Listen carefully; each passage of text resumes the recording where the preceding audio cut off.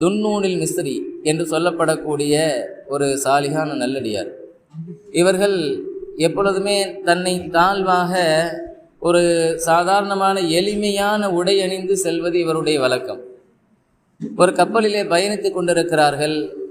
அந்த கப்பலிலே மிகப்பெரிய செல்வந்தர்களும் எல்லோரும் பயணித்து கொண்டிருக்கிறார்கள். அந்த கப்பலில் மிக முக்கியமாக ஒரு வைர வியாபாரி பயணித்து கொண்டிருந்தார். அவருடைய வைரத்தை காணவில்லை என்று கப்பல் முழுவதும் தேடிக் கொண்டிருக்கிறார்.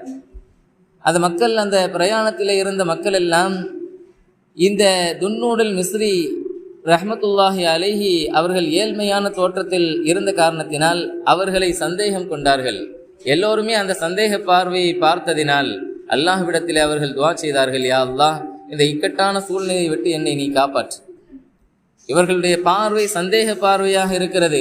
இந்த பார்வையிலிருந்து என்னை நீதான் காப்பாற்ற வேண்டும் என்று அல்லாஹ்விடத்திலே துஆ செய்த பொழுது சுற்றி இருந்த அந்த கடலிலே உள்ள மீன்கள் எல்லாம் அந்த கப்பலை நோக்கி வந்து தன்னுடைய வாயில் இருந்த அந்த வைரக்கற்களை எல்லாம் அப்படியே தூக்கி நீக்கியதாம்.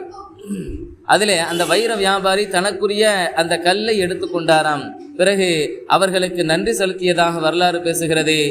இந்த துன்னூனில் மிஸ்ரி ரஹ்மத்துல்லாஹி அலைஹி அவர்களுக்கு பெயர் சௌபான் ரஹ்மத்துல்லாஹி அலைஹி தான்.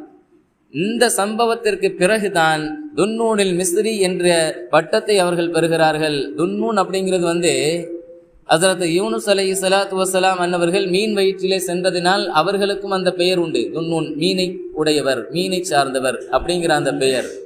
இவருக்கு இந்த பெயர் வந்ததற்கு காரணம் என்னவென்று சொன்னால், இந்த மீன்கள் எல்லாம் அவர்களுடைய துஆவிற்கு பதிலளிக்கும் முகமாக மீன்கள் அப்படியே வந்த காரணத்தினால் அந்த ஒரு பட்டப்பெயரை இவர்கள் பெற்றார்கள் என்பதாக நாம் பார்க்கிறோம்.